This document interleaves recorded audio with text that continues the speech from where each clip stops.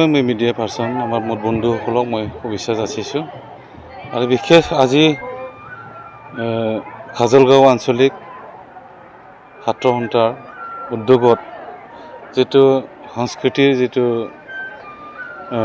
practice camp মাওবাদা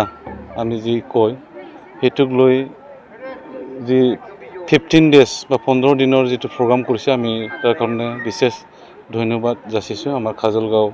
ছাত্ৰ সন্থালৈ আৰু বিশেষ এই প্ৰগ্ৰামটো আমাৰ এই গৰম বন্ধ সময়ত আমাৰ এপছৰ পৰা যে নিৰ্দেশ আছে বিশেষ ষ্টুডেণ্টৰ কাৰণে ফ্ৰী অফ কষ্ট কোচিং দি আছে এতিয়া কোচিংও চলি আছে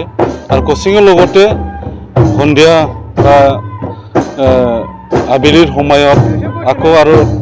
প্ৰেক্টিচন হয় আৰু আমাৰ যে পৰম্পৰা যেটো নৃত্য বাগৰুম্বা বাৰদৈ চিকলা আৰু বেলেগ বেলেগ আমাৰ যি নৃত্য আছে আৰু বাজনা যিবিলাক আছে খাম সেৰজা সিফুং এটুক লৈ যেটো কেম্প চলিছে এই কেম্প দি যেন আমাৰ নৱ প্ৰজন্ম বা আমাৰ ষ্টুডেণ্টবিলাকো যেন ইহঁতক অলপ যেন শিকিব পাৰে তাৰ উদ্দেশ্য লৈ এই প্ৰগ্ৰামটো কৰি আছে